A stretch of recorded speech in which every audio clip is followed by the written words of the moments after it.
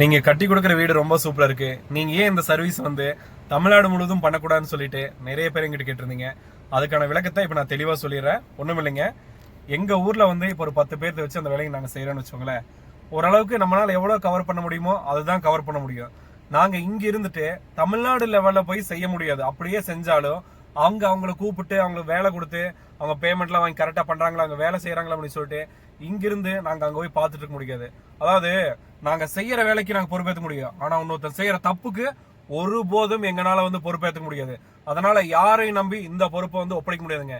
வீடுங்கிறது ஒரு மனுஷனோட கனவு. அந்த கனவுல விளையாடுற எவனா இருந்தாலும் சரி, அது வந்து நான் ஒத்துக்கவே மாட்டேன். எங்க கண்ணு முன்னாடி ஒரு தப்பு நடந்துச்சுன்னா அதனால போய் தட்டி கேட்க முடியும். பட் தமிழ்நாடு நீங்களாம் வந்து பேமெண்ட் விஷயத்துல எல்லாம் வந்து வர செலவுல யாருமே சரியில்லை. யாரையும் நம்பி பணத்தை ஒப்படைக்க முடியாது. பணத்தை வாங்கிட்டு கடைசியில் வேலைக்கு வரல யாரை கேட்பீங்க? எங்க பேர் கெட்டு போயிடும். அதனால நாங்க ஒரு குறிப்பிட்ட லெவல் உடுமலை பொள்ளாச்சியில மட்டும் கோயம்புத்தூர் வரைக்கும் பண்ணிட்டு இருக்கோம். ஒரே ஒரு விஷயத்தை மட்டும் நல்லா அழுத்தமா சொல்லிக்கிறேன். எம்பி ரியல் எஸ்டேட் மாதிரி வரவு செலவுல தெளிவான ஆட்கள் இனிமேல நீங்க பார்க்க முடியாது. உடுமலைப்பேட்டை, பொள்ளாச்சி, கோயம்புத்தூர் இந்த சுற்று வட்டாரத்திலேயே பேமெண்ட் விஷயத்துல பர்ஃபெக்டா எங்களை மாதிரி யாருனாலும் இருக்க முடியாது. ஸோ அதனாலதான் வந்து நாங்க இந்த அளவுக்கு வந்து வளர்ந்து வந்ததுக்கான காரணமே வந்துட்டு, எப்பேற்பட்ட கஷ்டமா இருந்தாலும் லேக்ஸ் கணக்கில் பணத்தை எங்கிட்ட கொடுத்துட்டு இந்த வேலையை நீங்க முடிச்சிருங்கன்னு சொல்லிட்டு போவாங்க. ஆனா அவங்களுக்கு வந்து இது வரைக்குமே வந்து பர்ஃபெக்டா வந்து அந்த வரவு செலவு கரெக்டா வந்து செஞ்சு கொடுத்தா பழக்கமே தவிர ஒருத்தர் பேமெண்ட்டை ஏமாத்துனதே கிடையாதுங்க.